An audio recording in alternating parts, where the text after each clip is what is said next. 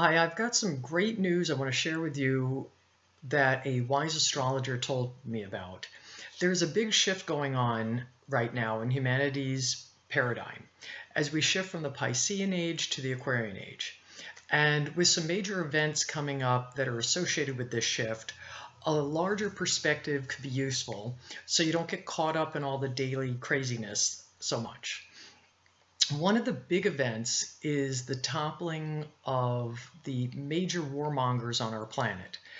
For at least 2 decades, some really heroic people from the military, police, and intelligence agencies have united into an alliance to take down the horrific warmongering hierarchies that have been ruling for eons, I think since like the Babylonian days.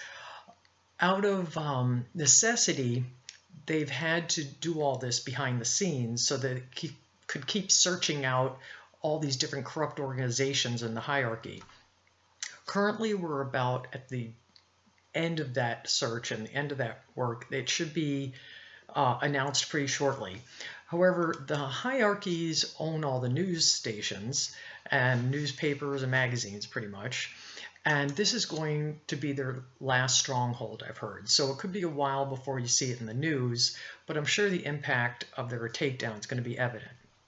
So this is a huge game changer for humanity. And it's kind of like having Tyrannosaurus Rex on this hand, and now you've got cute little kittens on this hand. It's going to be a real good head start into the Aquarian age for us. Back to the overview I wanted to tell you about.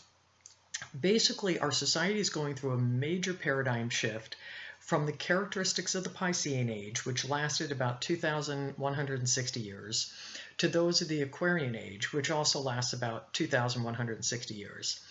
I'm not exactly positive about the exact timing of the changeover, but I've been told there's about a 400-year overlap, so as one age ends and the next one starts. So at the end of the Piscean age, for about 200 years before the end of that, you're going to start seeing Aquarian influences coming in. And then when the Aquarian age starts, you're going to see about 200 years as the Piscean influences leave. And when we shift from one zodiac age to the other, all sorts of things happen. Or change. Our philosophies change, technologies, government, education, all kinds of social systems. To understand how these will be shifting, I'll explain some of the differences in the two ages. In a nutshell, some of the basic characteristics of the Piscean age are hierarchy, secrecy, oppression, and victimization. This was a really dark time for humanity. It was filled with lots and lots of pain, suffering, despair, and rampant fear. And thank God we're leaving that one. I expect that humanity had to go through that to learn many things, but it's nice that it's nearly over. The Aquarian age, however, on the other hand, is fabulous. It's very love-oriented. It's filled with characteristics like equality, transparency, harmony, interdependence. The internet is like a great example of an Aquarian feature. Everyone is interconnected on the web, has an equal voice and equal access to share ideas and information. It's also revealing lots of information that used to be kept secret from the general public, so it fits with the Aquarian feature of transparency. In the Aquarian age, we are going to see a revolution in health practices too. There will be huge advances in medicine, and clean and plentiful water and food will be there because illness and disease are characteristics of victimization, and that can't last in the Aquarian age. So the poisonous air and poisonous foods and poisonous water are all going to get cleaned up. The focus will also be on creating harmonious societies where we treat the planet and each other with respect. Obviously, it's essential that we deal with mental illness first, or we won't be able to create very harmonious societies. Fortunately, though, I think the takedown of those warmongering hierarchies is going to help dissipate a lot of this naturally, because those hierarchies created most of the oppression, the victimization, and the fear. And when you're living in fear, you get all stressed out. And when you're all stressed out, mental illnesses can just run rampant. So it won't be as hard as we think, I think. Let's see, another feature I want to tell you about in the Aquarian age is it's like those lyrics in that song Aquarius, love will lead the way. Well, this is very true. Things that are coming from the heart, things that are based on win-win, ventures that are out to help humanity and the planet, those are aligned with the Aquarian energies. So they will get a little extra force from the universe backing them. If, however, you're going in the opposite direction, thinking about selfishness and greed and harm, then that's like swimming upstream. And those kinds of structures are going to get dismantled. They won't last at all. Like currently, there are forces, again, behind the scenes, taking down the central banking system, which is very corrupt. Its mode of operation was selfishness and greed and creating poverty for all the rest of us. A new economic structure has been designed to help level the playing field. And we may hear news of that shortly, maybe in the next month or so. But over time, better and better solutions for economics and education and all that will develop as we make our societies more harmonious for all. I've also heard that there will be like huge developments over the next 20 years, and within 50 years, our society should be pretty smooth running. And thanks to the internet, information is coming out all over the place. People are creating and finding solutions for lots of problems. We are in a renaissance of technology that is going to alleviate many types of human and planetary suffering as well. For instance, there are some really cool innovations coming out. Like I heard of one where they can easily turn desert land into farmland. And another one where they can clean up polluted water with microbes. And then I saw this guy who's created this thing that collects the carbon particles so they won't go through the smokestack, so you get clean air at the top. Those could go into like diesel trucks and whatever's making a lot of smoke. But what's interesting is the Aquarian symbol is 3 waves, and all sorts of new technology using wave and energetic frequencies are being discovered. Like a couple hundred years ago, electricity was discovered. Then we saw Morse code, radio waves, television waves, X-rays, and now we're into cell phones and computers. Soon we may have energy sources coming from electromagnetics instead of using fossil fuels. And eventually we may see teleportation and anti-gravitational devices.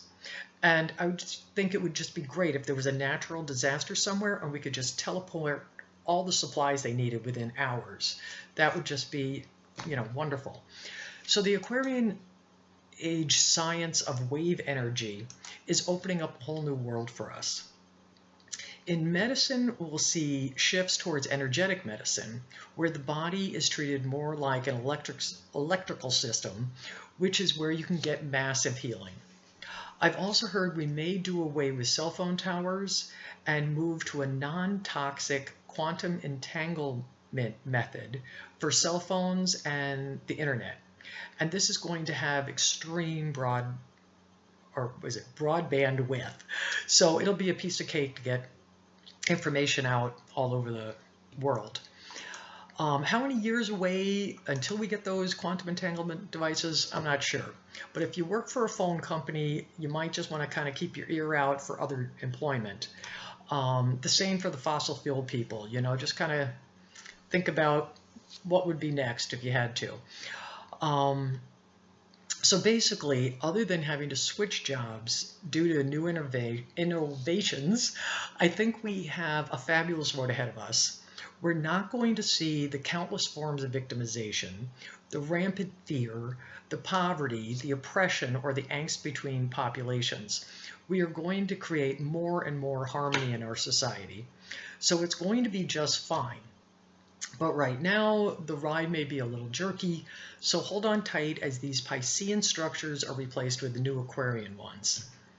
I should mention that this Aquarian age has already been going on for a couple hundred years. So the American Revolution showed that. That was like, I don't know, 250 years ago almost. Um, the American Revolution was showing independence and freedom, which is an Aquarian influence. And at the same time, the French Revolution occurred, and they were taking down their negligent rulers. And recently, we're seeing some fabulous work with the Yellow Vests movement. 3 countries have already taken out tyrannical leaders, and more countries are stepping up and putting better people in place of their leadership. And notice these folks are not chopping off heads, but they are being peaceful, which is a lot more Aquarian. It matches the fact that the power is returning to the people, and compared to the American and French revolutions, this was a piece of cake changing over the leadership.